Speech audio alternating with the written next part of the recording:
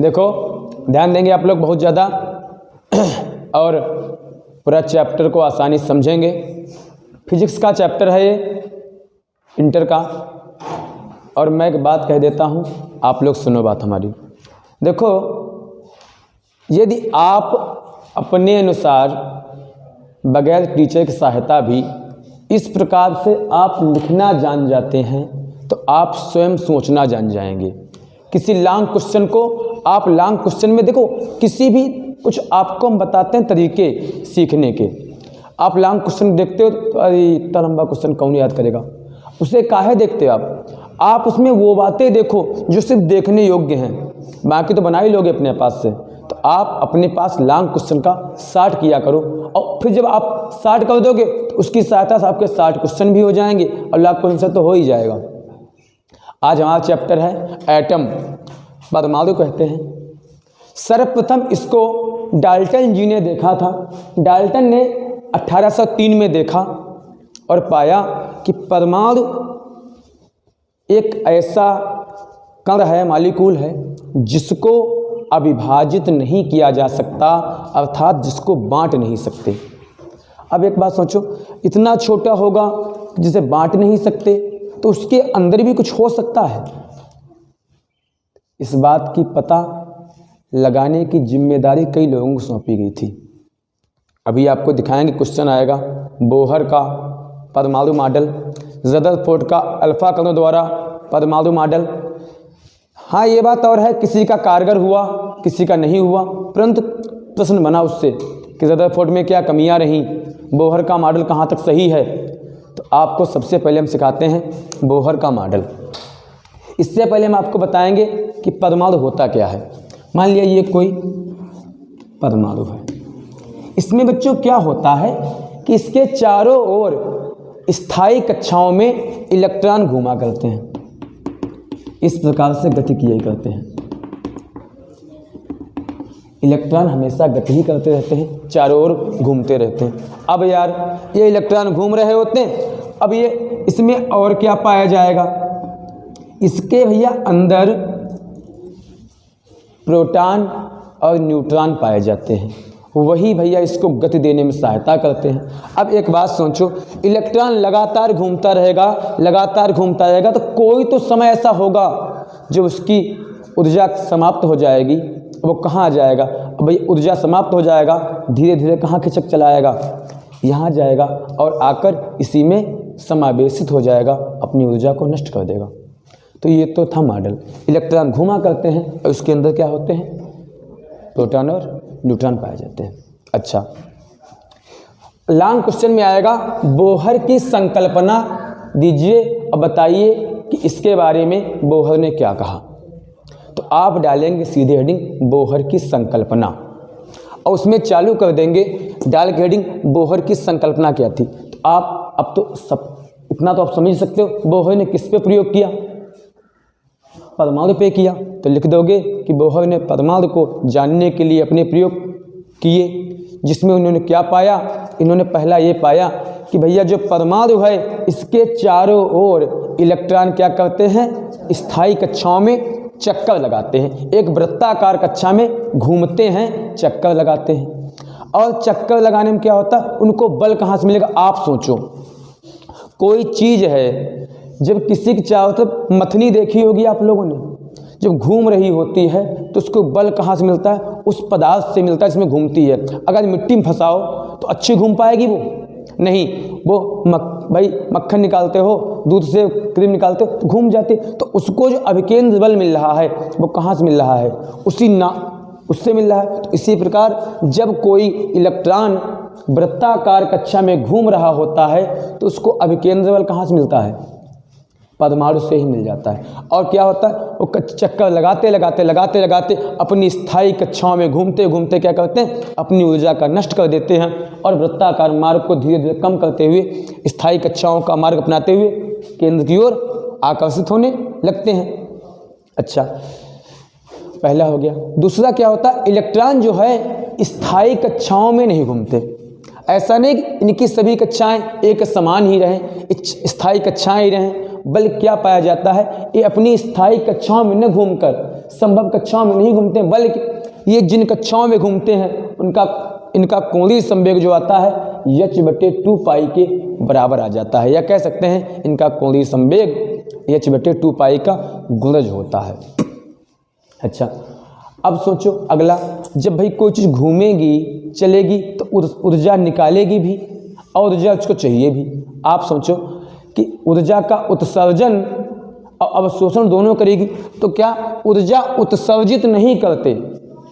क्यों नहीं करते भाई? इनका तो अगर ये लगातार अपनी ऊर्जा खर्च कर दें तो इनका स्थायित्व समाप्त हो जाएगा। अब भाई घूमना चालू किया, अगर लगातार अपनी ऊर्जा को नष्ट करने लगेंगे चलने के चक्कर में, तो क्या होगा, कुछ देर घूमने के बाद ये धीमे हो जाएंगे और इनका स्थायित्व खत्म हो जाएगा, फिर इनका होना और न होना एक समान। तो क्या चाहिए, यदि ये घूमना चाहें और इनको ऊर्जा का उत्सर्जन न करें बल्कि कहीं से ऊर्जा को लेने लगें या वो दम ले लें जो इनको चाहिए घूमने के लिए, तो कहाँ, नाभिक के केंद्र से वो ऊर्जा प्राप्त करते रहते हैं अभिकेंद्र बल के द्वारा, जिससे लगातार घूमते रहते हैं। जिससे क्या होता है, इनका स्थायित्व बना रहता है और इनकी ऊर्जा कम नहीं होती। इनकी ऊर्जा होती En बराबर -RHc के बराबर इनकी ऊर्जा होती है। अच्छा, हमने एक बताया था अभी पीछे एक दिन कि जब इलेक्ट्रॉन घूम रहा होता अपनी कक्षा में, जब ये उच्च कक्षा में निकलना चाहता है, उच्च कक्षा में जाता है, परंतु इतनी तो उसकी ऊर्जा है नहीं कि भैया आप एक दिन तो इंटर क्लास हो और BSc में एक दिन चले जाओ और वहाँ बहुत घंटा 2 घंटे रुक सकते हो उनके साथ, इतना तो आप में कैपेसिटी है नहीं कि रुक सको, तो क्या करोगे, वहाँ से वापस आ जाओगे। तो इलेक्ट्रॉन अपनी कक्षाओं में घूमते हुए एक बार तो उच्च कक्षा में चला जाएगा, अब पुनः अपनी निम्न कक्षा में वापस लौट आएगा। यह जाता है 10⁻⁸ सेकंड के लिए जाता है और ठहर कर तुरंत वापस आ जाता है। तो जब उच्च कक्षा में जाएगा तो क्या करेगा, ऊर्जा को अवशोषित करेगा नहीं करेगा? भाई उच्च कक्षा में जाएगा तो उसको अधिक ऊर्जा चाहिए, तो ऊर्जा का क्या करेगा, अवशोषण करेगा। लाओ ऊर्जा दो भैया, हम जाएँ तो ऊँची कक्षा में। अब भैया ऊँची कक्षा में पहुँच गए, अब वहाँ का स्तर देखा दिए तो बड़े लोग हैं, चलो भागो भैया। अब ऊर्जा तुम्हारे पास एक्स्ट्रा है तो निम्न कक्षा में आएगा, यहाँ तो सब गरीब ही क्वालिटी है, तो अपनी ऊर्जा को त्याग देगा। क्या करेंगे इतनी ऊर्जा लेकर, तो उच्च कक्षा में जाएगा, ऊर्जा अवशोषित करेगा और निम्न कक्षा में आके ऊर्जा को निकाल देगा, त्याग देगा, उत्सर्जित कर देते हैं। तो इससे क्या होता है, इनकी ऊर्जा में का अंतर आ जाता है E2 - E1 बराबर hν। आपको बता दें, प्रकाश जो है सतत नहीं होता है बल्कि ऊर्जा के पैकेटों क्रम में चलता है। इनकी ऊर्जा hν के बराबर होती है, अर्थात E बराबर hν होना चाहिए था, परंतु यहाँ 2 कक्षाएं हैं, एक उच्च कक्षा और एक निम्न कक्षा, तो कुल ऊर्जा क्या आएगी, उच्च कक्षा माइनस निम्न कक्षा बराबर hν, अर्थात कह सकते हैं E बराबर hν। बोहर की यदि आपको त्रिज्या निकालने की बात कही जाए कि रेडियस कितनी आएगी, तो बोहर के अनुसार सूत्र याद कर लीजिए आप, n²h²0/πm/e²। अब आप किसी का भी निकाल सकते हैं, n संख्या है, h का मान कभी नहीं बदलता है, 6.6 10⁻⁻34 प्लंक नियतांक होता है। अब साइलेंस का मान भी नहीं बदलता है, पाई का मान सबको पता होता है 3.14 होता है। यम इलेक्ट्रॉन के लिए 9.1 वाला वो चलेगा, जेड परमाणुओं की संख्या है और ई इलेक्ट्रॉन का आवेश है। इस प्रकार से हम पूरा लॉन्ग क्वेश्चन लिख सकते हैं बोहर की संकल्पना का। इलेक्ट्रॉन कक्षाओं में घूमते हैं, ये ऊर्जा का उत्सर्जन करते हैं, परंतु इतनी नहीं करते कि अपना स्थायित्व ही खो दें। सब अगर ऊर्जा दे देंगे तो भैया आगे कैसे चलेंगे। ये सब उच्च कक्षा में जाते हैं, पुनः निम्न कक्षा में आते हैं, और लास्ट में क्या होता है कि अगर अभी आपको दिखाएंगे रदरफोर्ड की कमियां, तो आप अच्छे से और भी जान जाएंगे। ठीक है, देखो आप इसे लिख लीजिए, हम आगे बढ़ें फिर। देखिए अब आगे चलते हैं। अब आएगा लॉन्ग क्वेश्चन में ये भी आएगा कि रदरफोर्ड का परमाणु मॉडल दीजिए, उनकी कमियां बताइए या नाभिक पर उनका प्रयोग दीजिए। तो देखो बच्चों, इस क्वेश्चन को हम कैसे करेंगे। रदरफोर्ड ने क्या किया बच्चों, देखो ये नाभिक है, इसके बारे में कुछ नहीं पता था, इसके चारों ओर आवेश लगे होते हैं। तो क्या है, इन्होंने क्या किया, अपने प्रयोग से इस नाभिक को जांचने और परखने के लिए क्या किया बच्चों, अल्फा कणों की बमबारी की इस पे। इससे अल्फा कण चलाए तो इन्होंने क्या पाया कि जिससे अल्फा कणों की बमबारी की, इलेक्ट्रॉन घूम रहे हैं इससे कक्षाओं में, तो क्या पाया कि अधिकांश अल्फा कण जो है सीधा आर पार निकल गया। अधिकांश अल्फा कण सीधा आर पार निकल गया, किसी से टक्कर कर नहीं हुई, अधिकांश निकल गया आर पार इससे। अच्छा, कुछ अल्फा कण ऐसे भी थे जो टकराने के बाद नए नए मार्गों पर भटक गए। अब कुछ ऐसे थे टकराने के बाद, टक्कर मारने के बाद पुनः उसी मार्ग पर वापस लौट आए। तीन बातें सामने आई, कुछ सीधे गए, कुछ टकराकर नए रास्तों भटके और कुछ थे वापस आ गए। आप लोग क्रिकेट मैच खेलते हो भाई, जो गेंद बैट्समैन से बहुत दूर से निकलेगी तो बॉलर फेंकेगा और सीधे कीपर के हाथ में जाएगी, जिसे बाउंड गेंद कहते हैं, तो टकराई किसी से नहीं। और जो गेंद बल्ले के किनारे भागों में लगेगी वो भैया तिरछा चली जाएगी, इधर या उधर या उधर। और जो बीचों बीच अच्छी तरीके से बल्ले आएगी तो जिधर से आई है उधर को वापस चली जाएगी। आप इस प्रकार से एग्जाम्पल समझ सकते हैं। अब इन्होंने क्या पाया, जो अल्फा कण सीधे आर पार चले गए, इसका मतलब इन्होंने ये लगाया कि भैया इसका जो नाभिक का अधिकांश भाग है वो खोखला है और वह अत्यंत सूक्ष्म भाग में परमाणु जो है स्थित है। अत्यंत सूक्ष्म भाग में नाभिक उसका स्थित है। वो कहाँ पे स्थित है, वो लगभग 10⁻⁻15 मीटर की त्रिज्या में स्थित है, बहुत सूक्ष्म, जिसे नगण्य भी कह सकते हैं, अर्थात नहीं गिना जाता, बहुत सूक्ष्म भाग में है।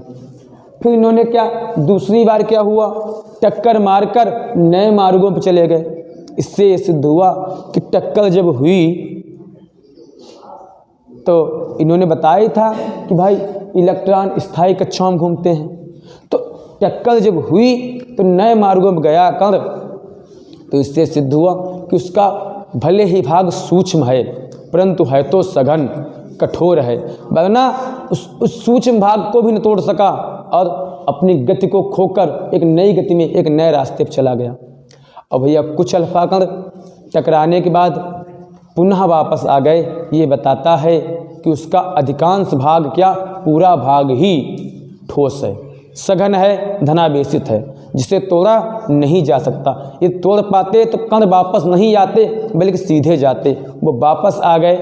इससे लगता है कि वो अत्यंत धनावेशित व कठोर है। बच्चों आप जानते ही हो अल्फा कण, बीटा कण और गामा कण काफ़ी तीव्रगामी होते हैं, जो अच्छी भेदक क्षमता रखते हैं। अल्फा, बीटा और गामा में अनुपात 1:2:3 का होता है, इनका काम्य भेदन का होता है, ये बताया।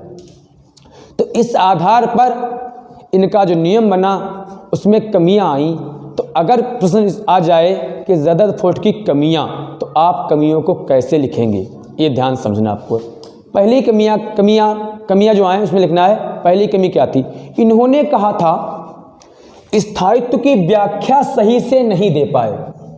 रदरफोर्ड साहब स्थायित्व की व्याख्या सही से नहीं दे पाए। इन्होंने कहा इलेक्ट्रॉन वृत्ताकार मार्ग में चक्कर लगाते हैं। अब आप ही सोचो कि कोई इलेक्ट्रॉन लगातार चक्कर लगाएगा तो उसकी ऊर्जा कभी ना कभी तो नष्ट ही हो जाएगी। इन्होंने ये भी कहा कि उनको बाहर से ऊर्जा नहीं प्राप्त हो रही है। अब बाहर से ऊर्जा मिलेगी नहीं तो वो कब तक घूम सकता है। एक समय ऐसा आएगा कि वो अपनी सब ऊर्जा खोकर केंद्र की ओर आकर्षित हो जाएगा और उसका स्थायित्व समाप्त हो जाएगा। अब आप समझो स्थायित्व ही समाप्त हो जाएगा तो क्या वो पुनः गति कर सकता है? तो उसका तो मान ही शून्य हो गया, उसका होना और न होना एक समान हो गया। तो इन्होंने स्थायित्व की व्याख्या नहीं दी, क्योंकि चक्कर लगाने में जब नष्ट ही हो जाएंगे तो आगे की क्रियाओं को कैसे कर सकेंगे, तो एक तो व्याख्या नहीं दे पाए। इन्होंने कहा था कि जब वो दीर्घकालीन कक्षा में जाता है पुनः वापस आता है ऊर्जा प्राप्त करता है और ऊर्जा नष्ट करता है। अब ऊर्जा प्राप्त करेगा और ऊर्जा नष्ट यहाँ आएगा, त्याग देगा, तो किससे त्यागेगा? केंद्र से। अब पर आप तो कह रहे हो कि ऊर्जा बाहर से ले नहीं रहा है, एक तो ये भी असफल बात रही। अगली बात थी रेखी स्पेक्ट्रम की व्याख्या। इन्होंने क्या कहा था कि ये जो है, अब प्रकाश जो है सतत, एक फोटॉन का नियम सुना होगा आप लोगों ने, ऊर्जा सतत न होकर पैकेटों मंडलों क्रम में होती। तो इन्होंने बताया था कि जो अविरल ऊर्जा है उसका उत्सर्जन जो है सतत होता है और स्पेक्ट्रमों के रूप में होता है। यदि सतत होगा, स्पेक्ट्रमों में होगा, तो उसको लगातार ऊर्जा मिलनी चाहिए, परंतु आप कह रहे हैं कि वो ऊर्जा खो देता है। जब लगातार ऊर्जा मिल रही है तो वो खोता क्यों ऊर्जा है? एक तो ये बात है। सतत स्पेक्ट्रम आने चाहिए, इन्होंने कहा, परंतु यहाँ पर भी असफल हो गए, क्योंकि हाइड्रोजन को छोड़कर अन्य किसी में आप देखिए, चाहे हाइड्रोजन में ही देखिए, इनमें सतत स्पेक्ट्रम नहीं, बल्कि बच्चों अभी आपको दिखाएंगे रेखीय स्पेक्ट्रम पाए जाते हैं, जिसकी 4-5 श्रेणियाँ आती हैं, लाइमन, बामर, पासन, ये सब अभी आपको दिखाएंगे। तो यहाँ पर भी ये असफल रहे। तो आप लॉन्ग क्वेश्चन आ जाए उसको बड़ी आसानी से लिख सकते हैं बच्चों। देखो ऐसे आएगा लॉन्ग क्वेश्चन में, हाइड्रोजन परमाणु का ऊर्जा आरेख बनाइए। तो मैं आपको एक इतना आसान तरीका दिखा रहा हूँ बनाने का।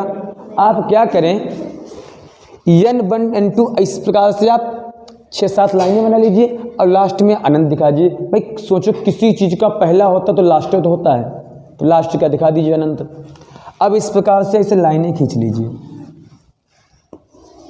2 के लिए, 3 के लिए, 4 के लिए, 5 के लिए, 6 के लिए, अनंत के लिए।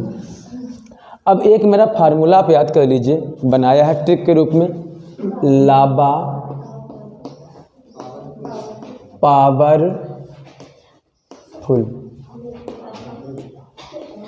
अब ला से होगा लाइमन श्रेणी, बा से बामर, पा से पाश्चन, बा से ब्रैकेट और रा साइलेंट है यहाँ पे, और फा से फुंड। तो आप लिख दीजिए बाकायदा, ला से यहाँ ला वाली पहली है, देखो पहली है तो यहाँ लिख दो लाइमन, चाक ले लें, लाइमन,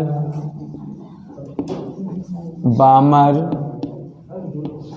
फिर भैया नहीं, लाइमन बामर हुआ, पाश्चन हुआ या पासन भी कहते हैं इसको, अगला ब्रैकेट हुआ,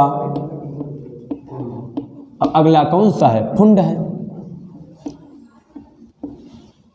5 ही हैं। अब देखो एक बात सुनो, इनके फार्मूले कैसे बनाएंगे, देखो अब सुनो, थोड़ा देख लो ध्यान से। जो लाइमन होती है इसमें क्या होगा, उच्च ऊर्जा से प्रथम में प्रवेश करेगा। अब देखो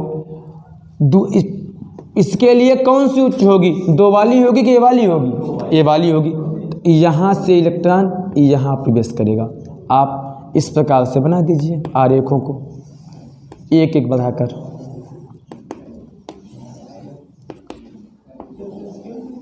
मेन क्या, दूसरी कक्षा से पहली कक्षा में प्रवेश कर रहा है, तो इसकी परिभाषा क्या लिखेंगे, इसमें इलेक्ट्रॉन जो है दूसरी कक्षा से उच्च कक्षा से निम्न कक्षा में, या पहली उच्च कक्षा से निम्न कक्षा में कहो और चाहे कहो पहली कक्षा में प्रवेश करता है, पहली कक्षा में प्रवेश करता है। इन सबके लिए फार्मूला होता है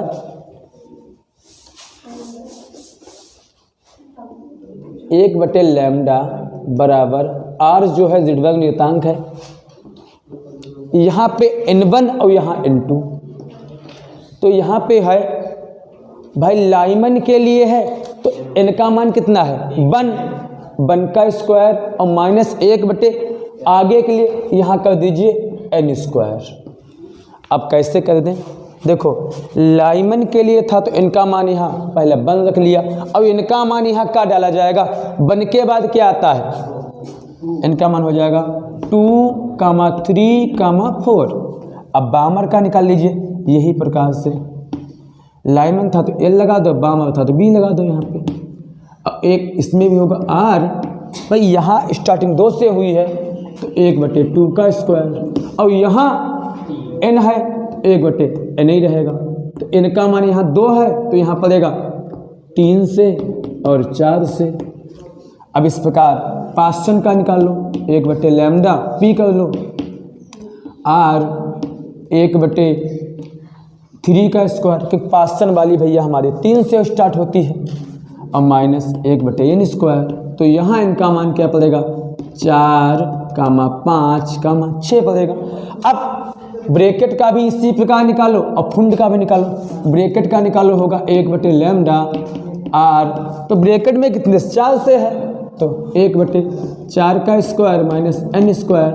अब इनका मान क्या पड़ेगा यहाँ भाई 4 के बाद क्या आएगा 5, 6।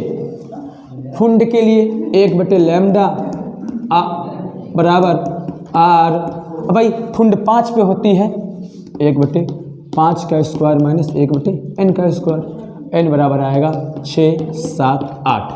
तो हमने सीखा 1 हो तो इनका मान 2 से चालू होगा, 2 हो तो इनका मान 3 से चालू होगा, 3 हो तो 4 से, 4 हो तो 5 से, और 5 हो तो 6 से। अब यदि फार्मूले में कहा जाए कि लाइमन श्रेणी की प्रथम रेखा के लिए तरंग दैर्ध्य क्या होगी, तो प्रथम रेखा भैया 1 है, तो प्रथम रेखा के लिए इनका मान कितना डाला जाएगा 2। देखो रेखाएं गिनो, रेखाएं गिनिए। लाइमन की प्रथम रेखा कहाँ से आएगी 2 से आ रही है, और द्वितीय रेखा कहाँ से आ रही है 3 से, और तृतीय रेखा कहाँ से आ रही है 4 से, और अगली रेखा 5 से, अगली 6 से, अगली अनंत से। अच्छा, अब इसी प्रकार बामर की, अब बामर में क्या होता है बेटा, इसमें भी उच्च से निम्न में, इसमें 2 से पहले में, फिर यहाँ से इस अगली से, ऐसे दिखा दीजिए, सब दिखा दो पहले। अब अगर क्वेश्चन आए कि बामर श्रेणी की पहली रेखा कहाँ से आएगी, तो भैया कहाँ से चालू होगी 3 से चालू होगी, ये पहली रेखा है। दूसरी रेखा 4 से, 5 से। अच्छा, अब और ब्रैकेट में नहीं पास्चन में, तो पास्चन में कहाँ से चालू होगी 4 से। अच्छा, और अगली ब्रैकेट में यहाँ से 5 से, 5 से। और अगर बात की जाए फुंड में तो बेटा कहाँ से चालू होगी 6 से चालू होगी। तो इस प्रकार से लाइमन की पहली 2 से, बामर की 3 से, 4 से, आप किसी की भी आरेखों की सहायता से रेखाओं को हम ज्ञात कर सकते हैं। इस प्रकार का सवाल आएंगे, अभी आपको हम सवाल लगाना सिखा रहे हैं।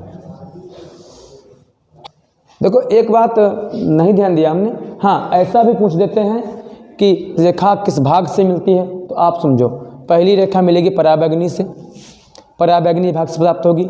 दूसरी रेखा में दृश्य भाग से प्राप्त होगी, बाकी ऊपर की सभी रेखाएं में अवरक्त भागों से प्राप्त होती। कभी विकल्पीय क्वेश्चन पूछ देते हैं, ऐसा भी क्वेश्चन। देखो ये इस पार्ट से 2 ऑप्शन वाले क्वेश्चन आने वाले इंपॉर्टेंट हैं, आप ध्यान दीजिए, आंखें लगवाएं। हाइड्रोजन परमाणु की आयनन ऊर्जा कितनी होती है 13.6 eV होती है, आप ध्यान कर लीजिए। और फ्रोनहोफर रेखाएं क्या होती हैं, ये अवशोषक स्पेक्ट्रम रेखाएं हैं। ये 2 ही ऐसे क्वेश्चन हैं जो आप मान चलिए कि बोर्ड परीक्षा में पूछे जाएंगे। फ्रोनहोफर रेखाएं कौन सी होती हैं, अवशोषक स्पेक्ट्रम रेखाएं होती हैं, और वो अब आपको आंखें लगवाते हैं। अब बातें करो चाहे भाई लिखो, जिससे सवाल आ जाए कि बामर श्रेणी की, सवाल अक्सर ऐसे आते हैं।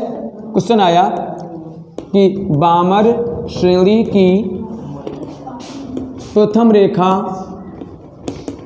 की तरंग दैर्ध्य, रेखा की तरंग दैर्ध्य ज्ञात कीजिए। तो बहुत आसान सवाल है, तो क्या करेंगे आप समझो। क्या कहा कि बामर श्रेणी की प्रथम रेखा, हमने आपको बताया था सूत्र लाबा पावरफुल, लाबा तो माने लाइमन पहली होती है, दूसरी बामर होती है। तो इसका फार्मूला क्या होगा भैया बामर के लिए 1/λ बराबर आर।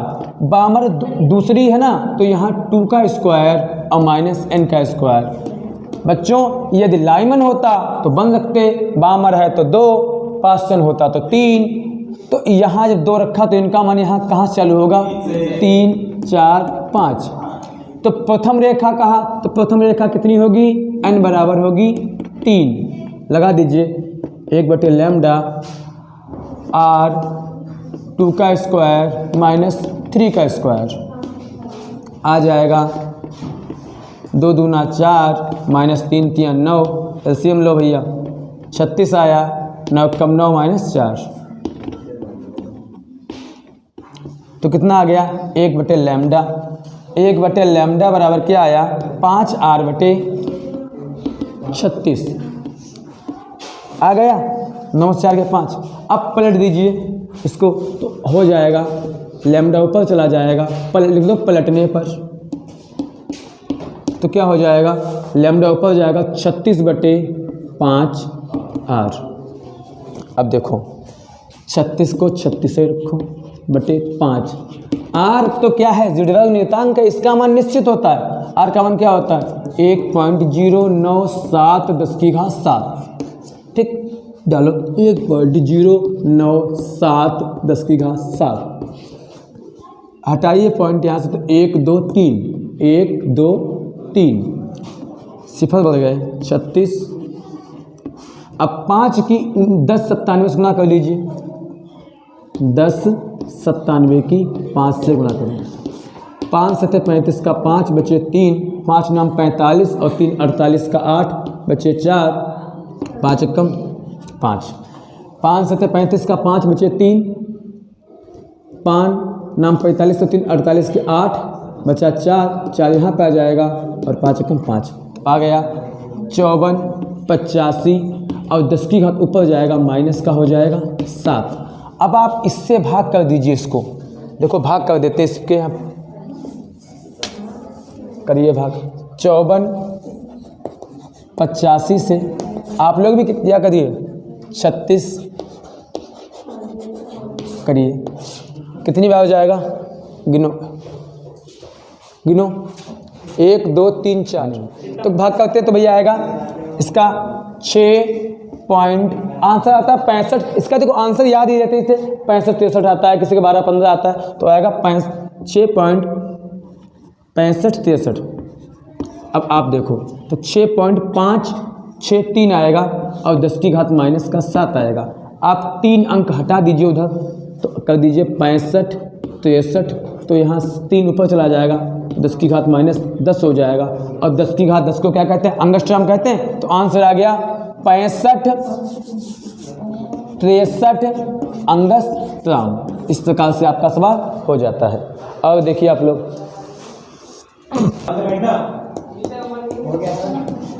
देखिए बामर श्रेणी की प्रथम रेखा की तरंगदैर्घ्य 1215 एंगस्ट्रॉम है। तो सॉरी लाइमन श्रेणी की दे दी है और बामर की पूछिए। कभी कभी बामर की देगा लाइमन की पूछेगा, ब्राइकेट देगा फुंड की पूछेगा, तो किसी की भी दे और किसी की पूछे आप समझो। लाइमन की दे दी प्रथम रेखा और बामर की प्रथम रेखा पूछी। अरे सर द्वितीय पूछता तृतीय पूछता तो आपको आसान नहीं है, तो बता चुके आपको। किसी की रेखा दी जाए किसी की पूछी जाए कोई फर्क नहीं पड़ता। किसकी दी है लाइमन की दी है तो लिख लो 1/लाइमन के लिए सब लिखने के बाद लिखना 1/लाइमन एल लगा दो। 1/1 लाइमन पहली होती है ना एल का स्क्वायर और एन का स्क्वायर, ये फार्मूला होगा। तो लाइमन का एन का मान कितना 2 से पड़ेगा तो आ जाएगा 1/λ बराबर r 1 का स्क्वायर माइनस 2 का स्क्वायर। तो आ जाएगा यहाँ पर 1/λ बराबर r 1 का स्क्वायर 1 माइनस 2 का स्क्वायर 4। एलसीएम ले लो, यहाँ पे हो गया 4 4 1 कम 4 माइनस 1 तो आ जाएगा 1/λ बराबर आ जाएगा 3r/4। इक्वेशन 1 मान लो इसको। इसी प्रकार आप निकालें बामर के लिए तो लिख लो लैम्डा बी बराबर वहाँ आ जाएगा r 2 से चालू होगा, दूसरी होती है अभी आप निकाला था n स्क्वायर और n का मान क्या हो या 3 से चल पड़ेगा तो आ जाएगा r 2 का स्क्वायर माइनस 3 का स्क्वायर। अभी आपने किया था 2 दूना 4 3 3 9 तो आया क्या था लैम्डा बी बराबर क्या आया था 5r/, आया था नहीं आया था 36 आया था। अभी आपने किया था सेम पिछले सवाल में तो ये ऐसा आ जाता है। अब क्या करो लिख दो समीकरण 1i इसको 2 मान लिया, समीकरण 2/1 कर दो। दूसरी वाली ऊपर लिख लो, लिखो नीचे पहली वाली लैम्डा बी बटे 1/λ यल, ऊपर लिखो 5r/36 दूसरी समीकरण का मान और नीचे लिखो पहली का मान 3r/36 3r/4। अब देखो ये वाला इसे रोक लो, बटे का बटा ऊपर चला जाएगा तो लैम्डा एल आ जाएगा यहाँ, एक आ जाएगा यहाँ। इसको लिख लो ऐसे सेम, इसको पलट दो तो हो जाएगा 4/3 आर। आर से are cancel, 4 Ekam 4, 4 9 36। Lambda L बटे आ जाएगा लैम्डा बी बराबर हो जाएगा 5/9 3 27। कैंची करो थोड़ा। अब सोचो हमको लाइमन की निकालनी है कि बामर की? बामर की। तो जिसका निकालना उसको रोक लो, इसका निकालना तो हो जाएगा 5 लैम्डा बी बराबर 27 लैम्डा एल। लैम्डा बी बराबर आ जाएगा 27 और लैम्डा एल का मान दिया 1215 और बटे 5 का कदो गुणा करके भाग करके, सीधी बात कर लो। अच्छा अभी आंसर आपको पता ही था क्या आएगा, 63 65 ऐसा आएगा, किया था तब भी कर लो। 5 एकम 5, 5 दूना 10, 2 बचे, 5 चक्कू 20 और 5 तिहाई 27 की 243 से करो गुणा कर लीजिए, आंसर आ जाएगा। कितनी गुणा आई थी? अभी सवाल लगाया था बामर के लिए क्या था? 65 63 आया था, लिख दीजिए। तो इसी प्रकार से बच्चों हम किसी भी प्रकार के सवाल का आंसर बड़ी आसानी से कर सकते हैं। इसके सभी सवाल आपके आसानी से हो जाएंगे। ठीक है, अगली क्लास में से मिलते हैं।